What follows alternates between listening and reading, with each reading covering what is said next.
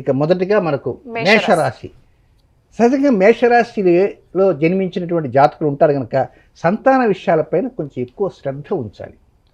ఒక్కోసారి మన మాట వినరు వాళ్ళు, వాళ్ళ ధోరణి వాళ్ళదే. చిన్న వయసు ఉందనుకో మొండికేస్తారు, నిద్రపోరు, పాలు తాగరు. అలాగే స్కూల్కి పోయే వాళ్ళు ఉన్నారనుకో, నాకు అది ఆ సంచి కావాలి, ఈ సంచి కావాలి, ఈ బ్యాగ్ కావాలి, ఆ బ్యాగ్ కావాలంటారు. సరే కొంతవరకు డిగ్రీ చదివేవాళ్ళు ఉన్నారనుకో, నాకు ఈ కాలేజ్ వద్దు, ఆ కాలేజ్ వద్దండి. అదే వివాహమైన వాళ్ళు ఉన్నారనుకో, డాడీ నువ్వు తెచ్చే అబ్బాయిని నచ్చడు, నాకు అక్కర్లే, నాకు వేరే అబ్బాయిని ఇష్టం. అంటే వాళ్ళు అడిగేటువంటి ప్రశ్నలకి మన దగ్గర సమాధానం ఉండవు. కనుక ఈ విషయాల్లో you must have to take utmost care, చాలా ఎక్కువ జాగ్రత్త తీసుకోవాలి. ఇది మొదటిది. రెండవది లాభస్థానం.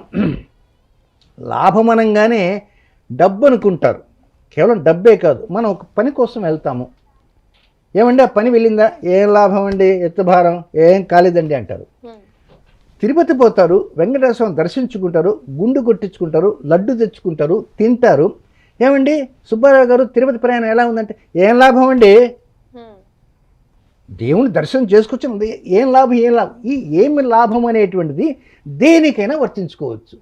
దేనికైనా ఏమనండి, మంచి భోజనం కోసం ఆ హోటల్కి వెళ్ళానండి, ఏమి లాభం అండి, అబ్బా ఉడకలేదండి, తృప్తి ఉండదు. కనుక ఈచ్ అండ్ ఎవ్రీ ఆస్పెక్ట్లో లాభం అనేది ఏదైతే ఉంటుందో ఆ లాభస్థానంలోనే కొంచెం ఇబ్బందులు ఉన్నాయి.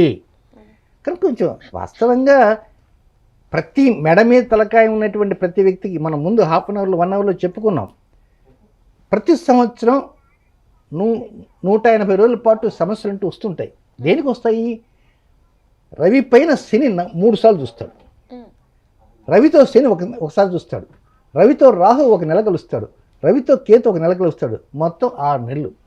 ఇవి ఎప్పుడెప్పుడు కలుస్తారు ఏమిటి? వాస్తవం ఇవన్నీ చెప్పిన కారణంగా, వాళ్ళు కలిసిన కారణంగా, చూసిన కారణంగా మన బలం, అదృష్ట బలం అనేది కొద్దిగా తగ్గుతూ ఉంటుంది. దీన్ని పితృదోషాలు. పితృదోషాలంగానే ఆ పైన ఎవరు చనిపోయినా వచ్చి పట్టుకుంటాను కాదు.